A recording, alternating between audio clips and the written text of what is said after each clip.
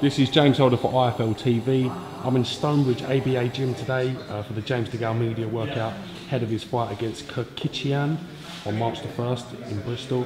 With me, I've got James's trainer, Jim McDonnell. What's happening, Jim? All good, mate. Good. That's what I like to hear. How much of what you've done today is what James would normally do, or is it just going through the motions for me, really?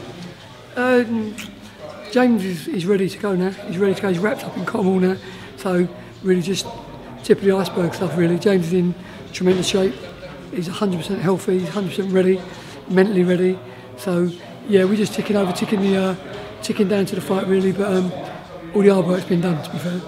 Saying James, all his hard work's been done. Could you tell us who he's had in for sparring and what his preparation's been like? Yeah, we always have a mixture of different guys, different styles. Got one more spar to go, funny enough, on Friday. But yeah, we travelled down to Bristol, sparred with Dean Francis, and there's some crazy sort of Russian dude, southpaw, undefeated, like good fighter, high tempo. A few kids in London like Higgins, undefeated fighter. So yeah, he's had a mixture of different weights and sizes, speed and strength, and different styles. So yeah, so ticked all the boxes there. So it's all gone well. What sets James DeGale apart from the other boxers in this division, in your opinion? He's Olympic gold medal.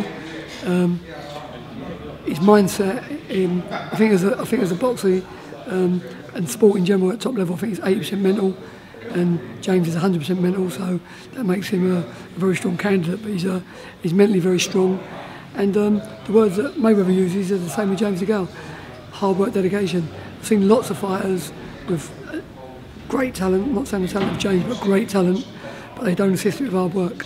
He's got the perfect balance. He's got the talent, been born with a God-given talent, and he's enhanced to make it work for him by hard work, dedication. So he leaves no stone unturned, and just the pace he fights at, the tempo he fights at, as well as the skill that's involved, is an ace card. Do you think he's improved since the last time we saw him out against Dyer Davis? Do you think he's improved since then? I think you'll see in James's next fight a performance that's going to make a lot of people say he definitely has, and obviously proves he's in the eating.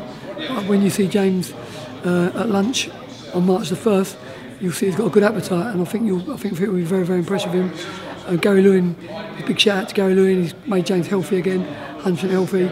James suffered with an injury which would have made football unplayable, and he was just battling through. But you'll see like James got 100% healthy for the first time in a long time, and the performance will match it. March the 1st is no way given. Undefeated fighter, 20-0 coming in Kirkichian. How much do you know about him, and what plans have you got for him? Yeah, I know he's going to be ambitious. I know he's going to be dangerous. I know you don't know the meaning of the word defeat. Unless you've tasted defeat, you don't know what it is, what it means, how it feels. And he's going to be desperate to hold on to his own. So it's the most dangerous fight of James's career so far. Sometimes you meet hurdles that you've got to clear. And this is a fight that James has got to be 110% switched on for. And in my mind, it's the toughest fight of his career so far. He really has to be on his A game, and he will be. Is there a risk of people looking past this guy? There's been so much talk about the final eliminator with Badu Jack. Do you think James will not let that happen? He'll stay focused? If you're incompetent and unprofessional, then you would make mistakes. But just by my statement, what I just said there, that will never happen. I won't let it happen. He's trained like a demon. He's trained incredibly hard. Got one more tough track run tonight, one more sparring session this week.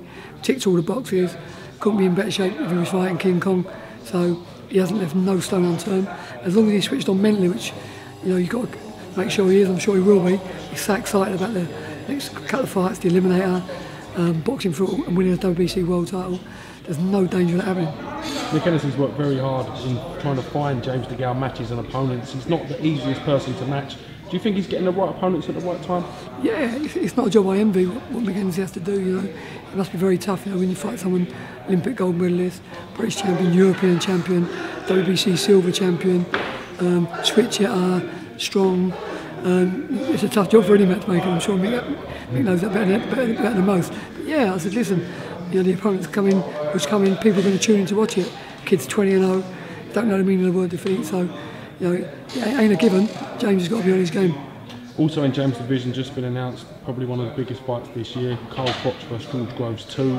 Can I get an opinion about you on that fight and how you see that one playing out, please, Jim? Yeah, I think boxing's 80% mental. I think I think Cole Froch woke up in the George Groves fight after the first round knockdown. I think George Groves was absolutely brilliant. His hand speed, his movement. He went out there and dictated things from the first round.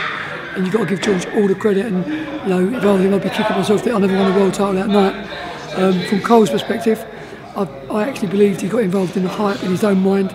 Probably underestimated George a little bit, which he won't do this time. And I think this time, George, the only difference with Cole will be his mind. I think he'll be a lot different mentally. And whether that'll make a difference to the result, only time will tell. But it's a real 50-50. If you was a betting man, which one would you have to put a bet on? I'd probably go on Cole Froch, but it's a time bomb. It's a time bomb. Probably just edge towards Cole Froch, but it's a time bomb. And the first 5 or 6 rounds are going to be explosive. As your respect for George Groves as a fighter, I'm not saying you ever doubted his respect, but has he gained your respect a lot more since the first performance? I've respected George Groves since he was a young amateur. He's a quality amateur. He's a quality fighter, and he's proved in the Cole Froch fight that he belongs at this level.